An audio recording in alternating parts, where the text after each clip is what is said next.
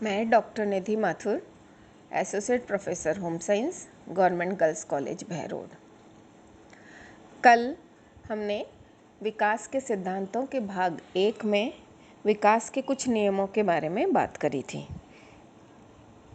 विकास जो कि एक निरंतर चलने वाली प्रक्रिया है, कुछ निश्चित नियमों के आधार पर ही हमारा विकास होता है और इन नियमों के आधार पर ही हमारी शारीरिक या विभिन्न जो भी क्रियाएं हैं वो विकसित होती है।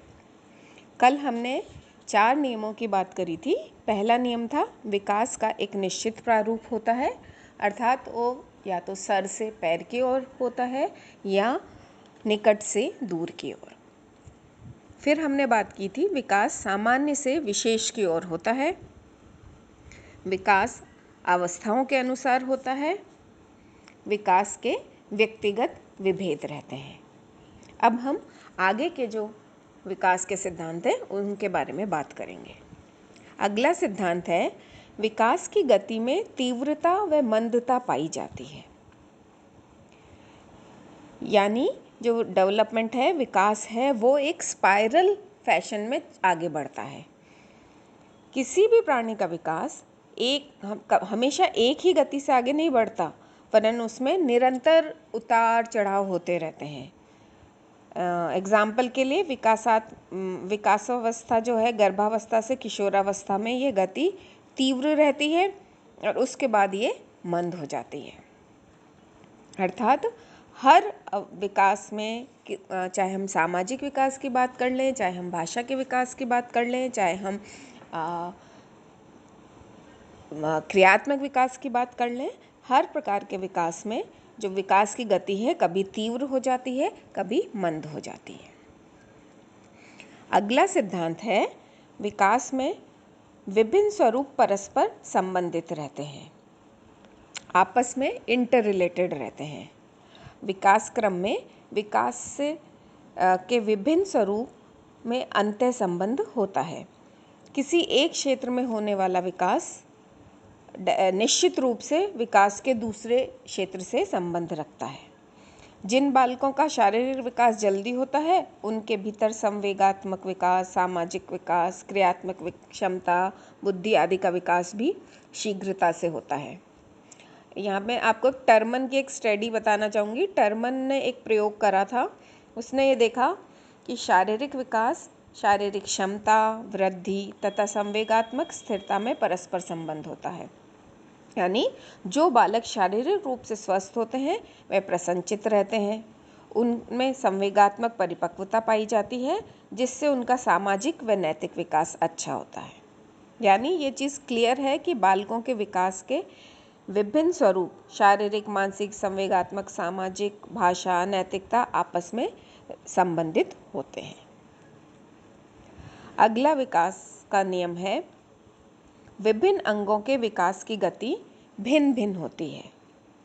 यद्यपि हम कह रहे हैं कि विकास एक निरंतर चलने वाली प्रक्रिया है, किंतु शरीर के जो भी अंग, विभिन्न अंग हैं, उनके विकास की गति एक जैसी नहीं होती है। विकास क्रम में कोई अंग शीघ्र विकसित हो जाता है जबकि कोई अंग देर से, और जिस आयु में जो अंग परिपक्व होता है उस अंग की क्रियाएं उसी आयु में पूरी तरह से विकसित हो जाती हैं। सिर का विकास प्रारंभिक अवस्था में तीव्र गति से होता है। कंधों तथा वक्ष का विकास किशोरावस्था में होता है। मस्तिष्क में परिपक्वता 6 से 8 वर्षों में आती है। इसके विपरीत हृदय हुआ, हमारा पाचन संस्थान और हाथ पैरों का जो पूर्ण विकास है किशोरावस्था में हो जाता है। इसी प्रकार जो भी काम प्रवृत्तियां होती हैं उनका उदय प्यूबर्टी में या वय संधि काल में से पूर्व नहीं होता है। मानसिक क्रियाओं में के विकास में भी यही नियम लागू होता है। संवेगात्मक प्रतिक्रियाओं का विकास लगभग जैसे 2 वर्षों में पूरा हो जाता है, जबकि बुद्धि का विकास 13-14 वर्ष की आयु में अपने चरम पर होता है। विचार और तर्क शक्ति प्रौढ़ावस्था तक विकसित होती रहती है, जबकि इसका प्रारंभ शुरुआत में ही, विकास की प्रारंभिक अवस्था में ही हो जाता है, लेकिन ये कब हम अचीव करते हैं? प्रौढ़ावस्था में ही जाके हमारे विचार और तर्क शक्ति पूर्ण रूप से हासिल करते हैं। इस प्रकार विकास की दर समान नहीं होती, विभिन्न अवस्थाओं में शरीर के अंगों के विकास की दर अलग अलग भिन्न भिन्न होती है। अगला विकास का नियम है, विकास की प्रत्येक अवस्था की अपनी कुछ विशेषताएं होती हैं। विकास क्रम में प्रत्येक अवस्था अपने कुछ विशेष गुणों के लिए प्रसिद्ध होती है।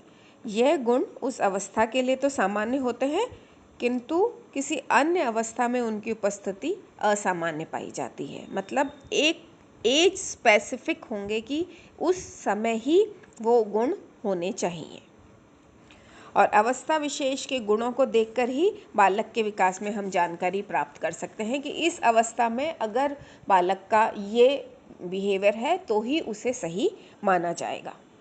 जैसे अगर कोई किशोर है ना, वो अपनी बात करने के लिए टेम्परम्स दिखा रहा है, उछल कूद कर रहा है, गुस्सा हो रहा है, ज़मीन पे लौट रहा है, तो उसे सामान्य नहीं माना जाएगा।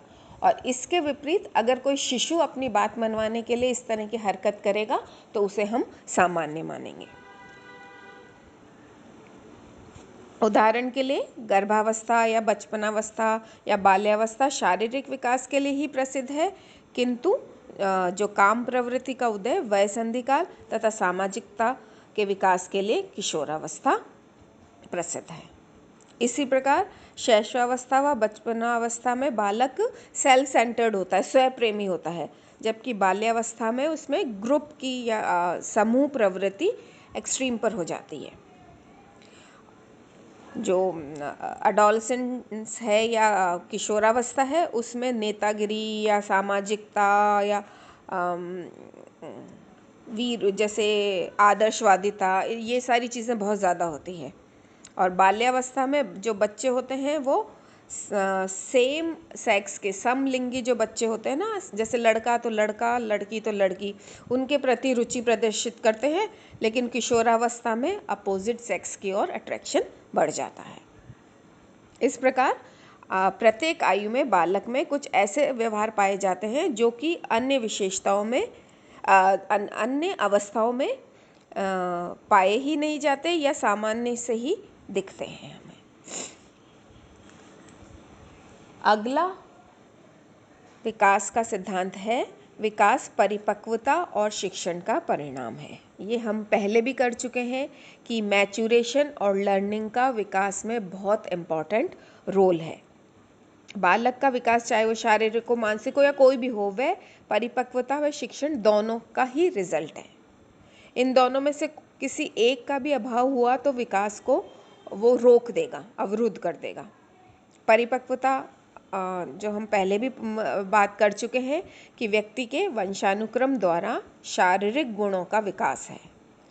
बालक के भीतर स्वतंत्र रूप से एक ऐसी क्रिया चलती रहती है जिसके कारण उसमें उसके शारीरिक जो अंग हैं अपने आप परिपक्व हो जाते हैं और उसके लिए वातावरण से कोई सहायता नहीं लेनी पड़ती। और परिपक्वता के कारण ही बालक के भीतर अनेक शारीरिक और मानसिक गुण एकाएक उत्पन्न होते हैं। अतः परिपक्वता द्वारा शारीरिक गुणों व क्रियाओं में प्रौढ़ता आती है। इसके विपरीत शिक्षण और अभ्यास उन गुणों के विकास में सहायता प्रदान करते हैं, इन गुणों के विकास में सहायता प्रदान करते हैं। सीखने के लिए परिपक्वता नींव तैयार करता है और सीखने के द्वारा बालक के व्यवहार में परिवर्तन आते हैं। यानी दोनों, परिपक्वता और शिक्षण दोनों मिलकर विकास को प्रभावित करते हैं। अगला विकास का सिद्धांत है, विकास एक अविराम प्रक्रिया है। हम शुरू से कह रहे हैं कि विकास एक अविराम अनवरत चलने वाली प्रक्रिया है। मतलब प्राणी के जीवन में लगातार निरंतर विकास होता रहता है। विभिन्न अवस्थाओं में इसकी गति कम या ज़्यादा हो सकती है। शारीरिक व मानसिक दोनों प्रकार के विकास में यह निरंतरता पाई जाती है। उदाहरण के तौर पर शारीरिक विकास गर्भावस्था से परिपक्वता तक निरंतर चलता है, जन्म के कुछ महीने बाद तक तो बच्चा केवल हाथ पैर ही चलाता है, लेकिन आगे चलकर उठने, बैठने, चलने, फिरने, दौड़ने, भागने आदि की क्रियाएं भी करने लगता है। भाषा के विकास में भी यही क्रम पाया जाता है। प्रारंभ में भाषा विकास में बच्चा रोने से प्रारंभ करता है, आवाज़ें निकालता है, धीरे धीरे शब्द फिर वाक्य में परिवर्तित होता जाता है। इसी प्रकार सामाजिक विकास में भी कई स्तरों से गुजरकर किशोरावस्था में पूर्णता प्राप्त कर लेता है। यानी विकास अविराम प्रक्रिया के रूप में जीवन पर्यंत चलता रहता है। अंतिम विकास का सिद्धांत है, विकास के संबंध में भविष्यवाणियाँ की जा सकती है। यानी हम विकास को प्रेडिक्ट कर सकते हैं, उसका पूर्वानुमान लगा सकते हैं। वो जो आपने कहावत सुनी है ना, पूत के पाँव पालने में नज़र आ जाते हैं, वही बात है। जैसे कि अपन ने पहले ही पढ़ा था कि हर विकास की जो अवस्था है उसकी अपनी कुछ विशेषताएं होती है। सभी सामान्य बच्चे ये विशेषताएं अवस्था विशेष में अवश्य रूप से प्रकट कर लेते हैं। अवस्था विशेष में प्रकट होने वाले गुणों की तीव्रता और मंदता को देखकर हम बालक के विकास के संबंध में प्रेडिक्शंस या भविष्यवाणियां कर सकते हैं। केवल असामान्य बालकों के संबंध में ऐसी भविष्यवाणियां नहीं की जा सकती। और ये जो बालक के विकास के संबंध में जो हम भविष्यवाणियां कर देते हैं, तो उससे अभिभावक व माता पिता को कई लाभ हो जाते हैं। जैसे भविष्य की संभावनाओं के आधार पर उसके व्यक्तित्व के विकास के लिए उचित प्रशिक्षण देकर उसको अगली अवस्था के लिए तैयार हम कर सकते हैं। इसी प्रकार शारीरिक व मानसिक विकास में तीव्रता या मंदता होने पर उसके अकॉर्डिंग ही बालक को साधन व सुविधाएं प्रदान कर सकते हैं, जिससे कि शारीरिक व मानसिक विकास में उसको योगदान दिया जा सकता है। Thank you.